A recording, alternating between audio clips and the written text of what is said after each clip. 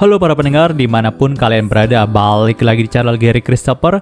Oke, dalam video kali ini kita akan membahas tentang LN Yusha Shokan volume 12 lagi. Dalam part sebelumnya, kita sudah diperlihatkan dengan pengakuan cinta Fier kepada Kaito. Yang gak disangka mantan Raja Iblis itu membuka hatinya kepada MC kita tersayang ini. Dalam part kali ini, panel cerita pun berpindah ke Mansion Lilia. Setelah selesai dengan pengakuan cintanya kepada Kaito, kini Fier pun minta ditemani Kaito untuk pergi ke sana dan menjelaskan semua permasalahannya kepada Lilia, Luna Maria, dan Zeke. Karena memang mereka itu terlibat dalam permasalahan kali ini tanpa mengetahui akar permasalahannya. Jadi sebagai penyebab dari permasalahan ini, Fier pun berinisiatif untuk menceritakan langsung kepada mereka bertiga. Nah, kalau untuk Neon sendiri, dia langsung diminta istirahat sama Fier. Karena nih katanya setelah pertarungan dengan Lilia, ada beberapa tulang dari Neon yang patah teman-teman. Tapi gregetnya dia itu nggak kesakitan sama sekali dan malah ikut makan dengan santai sama Kaito di warung dadakannya Alice loh. Di sini Kaito juga sempat heran sih sama Neon. Dia juga bingung Neon itu bisa seperti itu dikarenakan dari awal dia adalah wanita yang sangat tangguh atau memang nih karena tubuhnya berubah menjadi iblis gitu. Itulah yang masih menjadi pertanyaan di benaknya Kaito. Namun yang lebih mengejutkannya lagi adalah Lilia. Ya bayangin aja dia bisa bertarung dengan Neon sang pahlawan manusia pertama tanpa terluka sedikit pun. Malahan Lilia lah yang membuat beberapa tulang dari Neon itu patah. Bisa dibilang sekarang ini dia adalah makhluk terkuat dalam alam manusia teman-teman. Oke, balik lagi nih ke mansionnya Lilia. Ketika itu Fier dan Kaito pun langsung mendatangi kantor dari Lilia, yang mana ada Zeke dan Luna Maria juga di sana. Nah, Fier pun menjelaskan nih semuanya kepada mereka bertiga. Dia menjelaskan langsung kepada intinya saja bahwa sebenarnya dia adalah mantan Raja Iblis yang dulu sempat menginvasi alam manusia. Dan ketika dia dikalahkan oleh Neon dan Kuro, dirinya pun sadar atas kesalahannya itu lalu berusaha untuk menebus dosa-dosanya dengan cara menjadi seorang dokter di Simfonia. Insiden pertarungan kali ini juga terjadi karena dirinya berusaha melarikan diri dari takdirnya. Tapi untungnya ada Kaito dan Neon yang membujuknya lalu mempertemukannya dengan Kuro. Dan dengan begitu hubungan antara Kuro dan Fier pun bisa membaik kembali. Sekarang beban Fier atas dosa yang dia lakukan itu udah sedikit berkurang. Ketika mendengarkan semua fakta tersebut, Luna Maria pun langsung terjatuh terpuruk ke lantai teman-teman. Seakan-akan dia tidak bisa menerima semua yang dikatakan sama Fier. Ingat, Luna Maria sangat membenci Raja Iblis yang menginvasi alam manusia. Bahkan saat pertama kali bertemu sama Kaito tuh, Luna Maria selalu saja menceritakan betapa bencinya dia kepada Raja Iblis karena sudah menyusahkan Kuro yang dia kagumi.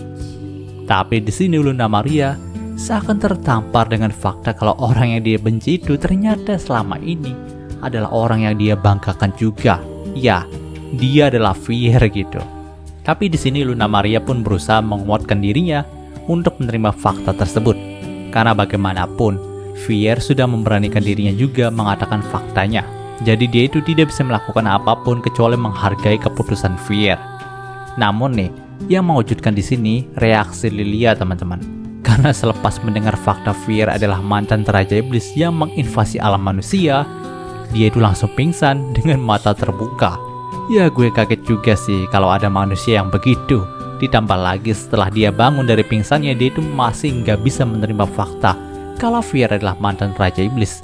Ya memang sulit juga sih bagi manusia biasa kayak Lilia untuk menerima beberapa entitas aneh dalam hidupnya. Bayangin aja, Lilia yang tadinya nggak tahu apa-apa dan nggak berurusan dengan entitas dewa ataupun iblis, sekarang itu jadi banyak dikenal sama entitas dewa dan iblis karena kedatangan dari kekasihnya yaitu Kaito gitu.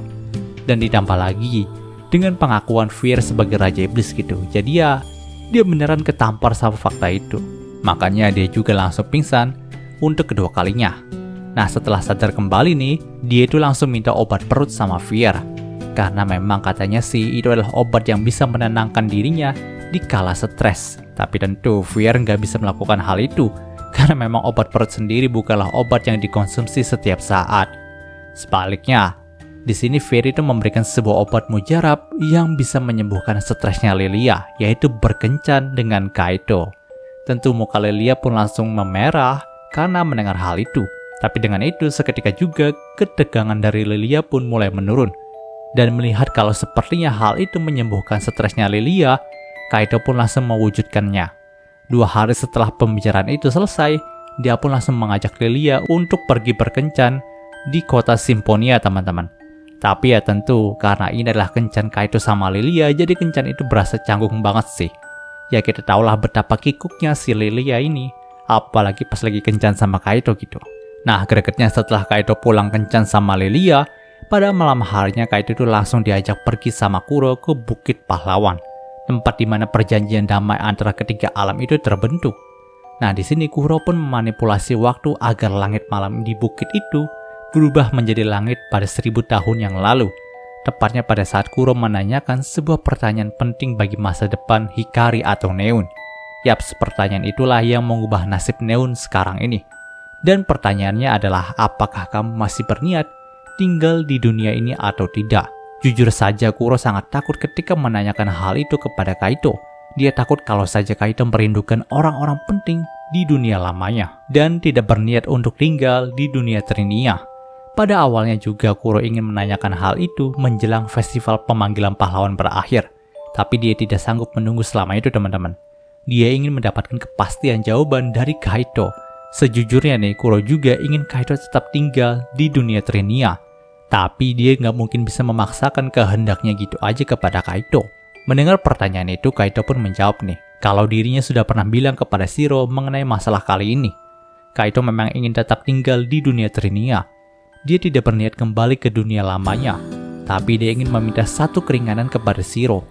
Dia ingin kembali sejenak ke bumi, lalu mengucapkan salam perpisahan kepada bibi dan pamannya yang selama ini merawat Kaito sedari kecil. Itu adalah keinginan terakhir Kaito sebelum menetap ke dunia Trinia.